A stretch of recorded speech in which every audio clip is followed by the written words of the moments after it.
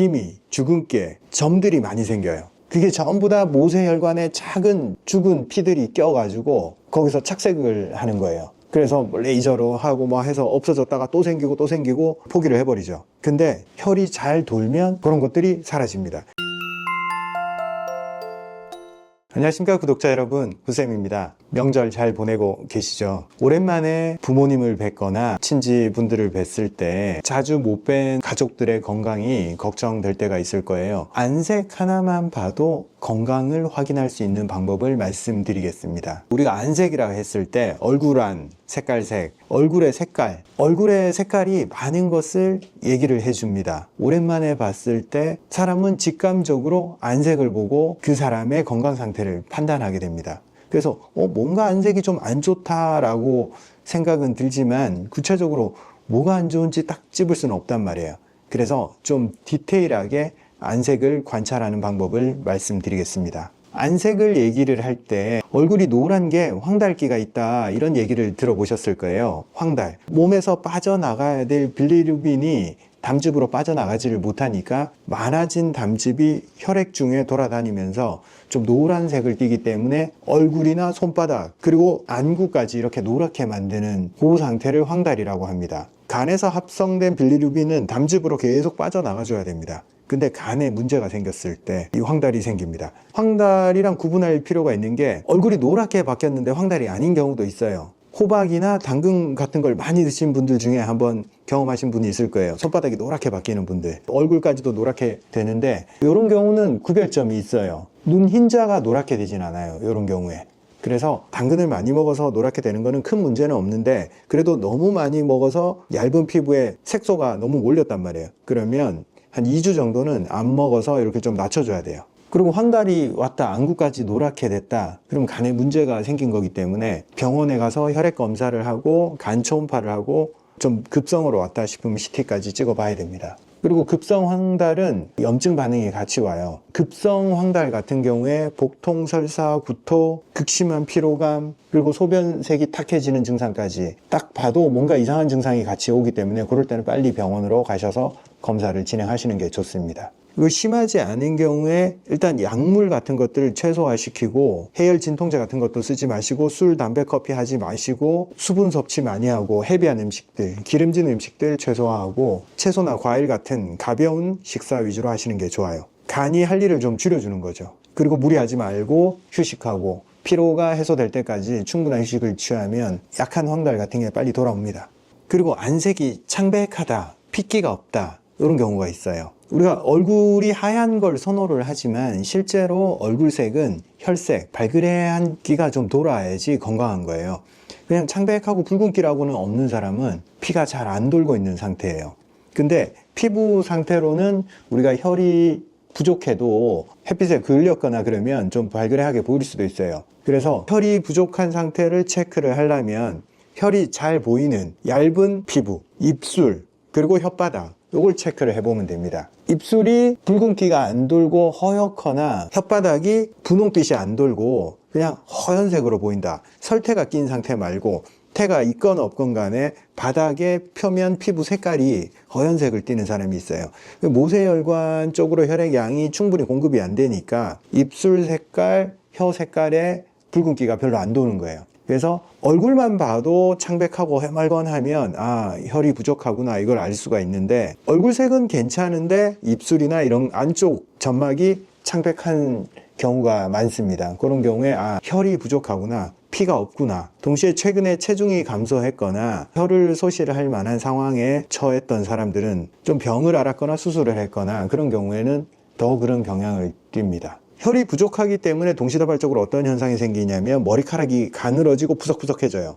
머리에 영양분이 안 가니까 머리 결이 나빠져요. 그리고 혈이 부족하면 심장이 힘드니까 두근거리는 현상도 생길 수 있고 심해지면 불면까지도 가고 어지럽다 소리도 잘하고 그리고 손톱도 이렇게 만져봐도 붉은기가 안 올라오고 허연색을 띠고 있습니다. 그리고 근육에 혈이 안 들어가니까 쥐가 나고 저린다 소리를 자주 합니다. 안색으로 먼저 창백함을 확인을 하고 기타 증상들을 관찰을 해보면 혈이 부족한 증상들이 동시다발적으로 나타나고 있구나, 요걸 알 수 있습니다. 그리고 혈 부족과 동반돼서 부족한데 잘 흐르지 못하는 경우, 혹은 체격도 좋고 혈색도 좋고 다 좋은데 혈액이 모세혈관 쪽으로 잘 흐르지 못하고 끝에서 막혀서 찌꺼기가 끼는 경우, 이런 경우는 어떻게 나타나냐면, 일단 40대 중후반에서 기미, 주근깨, 점들이 많이 생겨요. 그게 전부 다 모세혈관에 작은 죽은 피들이 껴가지고 거기서 착색을 하는 거예요. 그래서 레이저로 하고 뭐 해서 없어졌다가 또 생기고 또 생기고 포기를 해버리죠. 근데 혈이 잘 돌면 그런 것들이 사라집니다.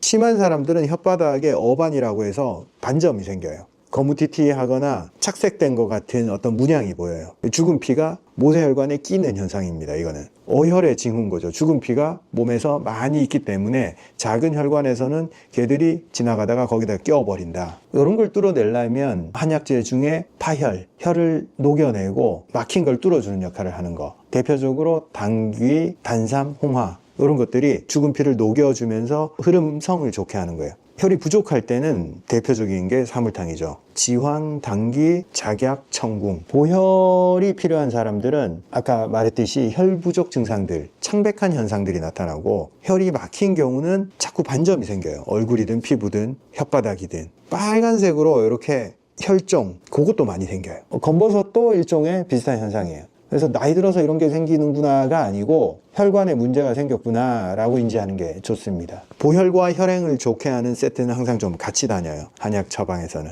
그래서 단삼, 홍화, 지황, 당귀, 이런 것들이 세트로 구성이 됩니다. 그리고 창백한 걸 넘어서 파리한 사람들이 있어요.